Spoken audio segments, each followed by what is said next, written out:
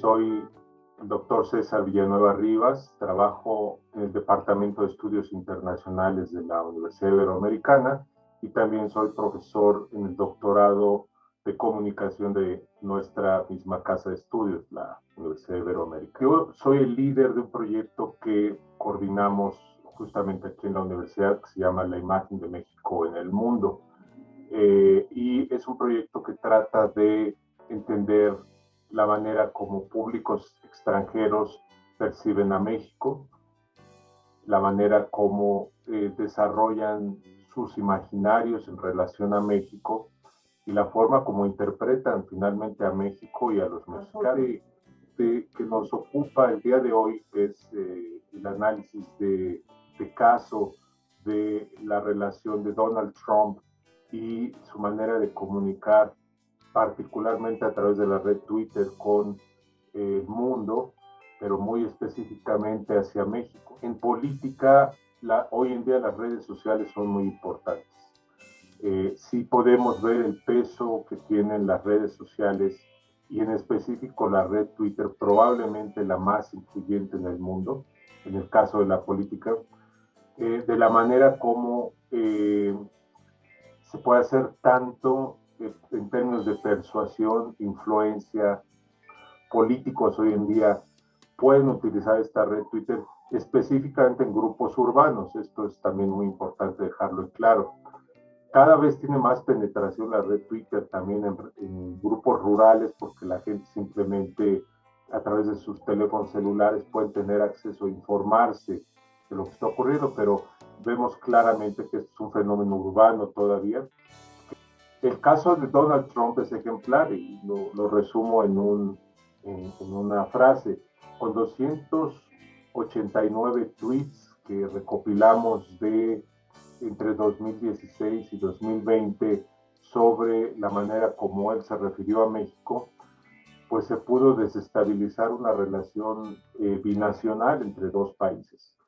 Bastaba con que Donald Trump hiciera alguna referencia o al muro, o a los migrantes, o a la relación comercial, o al Tratado de Libre Comercio, para que de alguna manera esto tuviera ecos en el campo económico, social y cultural del país, ¿no? La cuenta oficial de la Casa Blanca, @POTUS, y la cuenta oficial de Donald Trump que da @RealDonaldTrump. Con poquitos tweets, Donald Trump realmente logra conmocionar y mover enormemente la relación bilateral. Y en el caso de Donald Trump, lo que él hace es promover una serie de mensajes codificados muy claros para ciertos públicos, quienes se apropian de estos mensajes. Voy a poner el caso más claro en el estudio que usamos, el muro,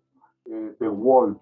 Entonces, Donald Trump lo pone en la escena pública, lo tuitea, y una cantidad enorme de grupos, de individuos se apropian del código muro y lo resignifican de una manera que adquiere realmente una virulencia enorme. Los resignifican fundamentalmente en un tono negativo asociado con grupos conservadores de Estados Unidos que ven a la frontera, al muro, como un símbolo negativo de aquello que no quieren ver en su país. Entonces, hay empiezan a llegar fotografías, video, audio que se van juntando en la red y de ser decenas de tweets se convierten en miles y millones de tweets. Hay varios tweets, hay varias cadenas de tweets y retweets que Donald Trump acelera, que llegan a los millones de efectos entre públicos cercanos. Entonces sería el segundo efecto. Las redes sociales invierten la cadena de comunicación y resignifican desde la sociedad y regresan de alguna manera a la élite comunicativa lo que quieren ver y de la manera como lo quieren. Nos dimos cuenta que México y la política exterior de México no está preparada aún para tener un efecto de manejo de crisis en aspectos asociados con la comunicación en redes sociales. Nos dimos cuenta que Donald Trump tuiteaba una serie de elementos y la reacción del gobierno de México era realmente nula. No teníamos una estrategia muy bien planteada para responder en el gobierno de Enrique Peña Nieto las acusaciones, las mentiras, la estrategia de ataque que tenía este señor expresidente de Estados Unidos contra México y los mexicanos. Y en México, no, desde la política exterior y desde la presidencia, no hubo realmente una estrategia adecuada para plantear en términos comunicativos la manera de, por lo menos, contextualizar y hacer un manejo de crisis adecuado para que esto no se difundiera y no se incendiara en algunos medios. Todos los gobiernos tienen que tener una estrategia de manejo de crisis en redes. Donald Trump funciona con arriba de 6,000 redes que tienen más de 1,000 personas conjuntas.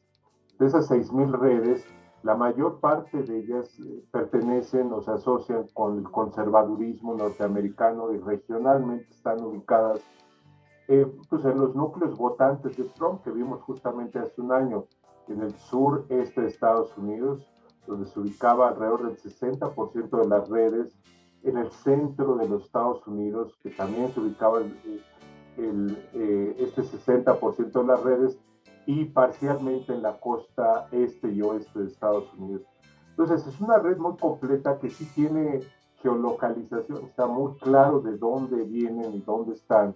Y para una acción de política mexicana, pues podría hacerse mucho más en términos de contención, de contextualización y de explicación, que es algo que hoy en día yo creo ningún gobierno puede dejar de lado. Hay un momento donde por alguna razón se genera una conectividad positiva entre los mensajes de Donald Trump, candidato a la presidencia de Estados Unidos, y el presidente de México, Enrique Peña, en el 2015 les invitado a venir a México a presentar su propuesta, es invitado a venir a Los Pinos a platicar sobre su propuesta como precandidato, no, ya era un candidato, pero ya como candidato a la Casa Blanca, porque esto lo que hizo fue darle un foro muy propicio a Donald Trump, no solo a nivel nacional en su país, sino a nivel internacional.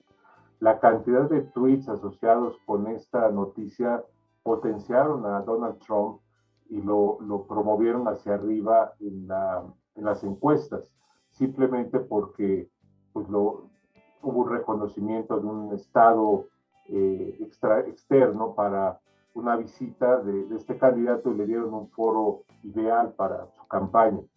Y después, ya en la presidencia de Donald Trump, hubo momentos más álgidos donde hubo otra vez ataques, particularmente en abril de 2016, donde Donald Trump regresa otra vez al tema del muro, tuitea 6, 7 tweets en relación a esto que tienen mucho impacto, porque es como el inicio de una campaña donde se va a construir el muro en la frontera sur y se genera una agresividad otra vez de parte de él.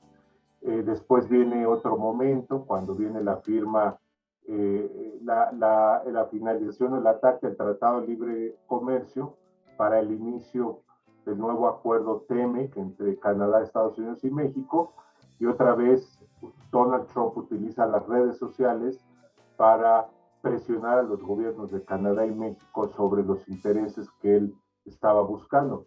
Esto es totalmente heterodoxo en relación a la manera como la comunicación diplomática se da. Trump rompió a través de la red Twitter todos estos mecanismos y ejerció presión para avanzar su agenda económica y para llegar a una firma de un tratado de libre comercio conveniente para su. El análisis de redes que hicimos, habría 5 palabras que de alguna manera configuran los tweets de Donald Trump hacia México. Y el primero, el número 1, la primera palabra es la palabra frontera, en inglés border. Esta es una palabra que usa continuamente Donald Trump y que tiene todos todos estos efectos a los cuales me refería yo. La segunda palabra que está muy frecuentemente asociada con México es la palabra comercio o trade en inglés. La palabra trade aparece con mucha frecuencia. La siguiente palabra que aparece con mucha frecuencia es jobs, que es otra de la palabra que comúnmente utiliza Donald Trump para referirse a México. La cuarta palabra es la palabra bad, negativo, que es malo. Es una palabra que usa para referirse a los mexicanos como bad hombres, bad agreement, como un mal acuerdo, etcétera. Y la quinta palabra que utiliza mucho en relación con nosotros, que es significativa, tiene que ver con criminal, es la palabra criminal. Entonces también es una palabra negativa que criminaliza de alguna manera el trabajo. Yo finalmente que mucho del lenguaje de Donald Trump está asociado con la masculinidad, que también es un descubrimiento que tuvimos.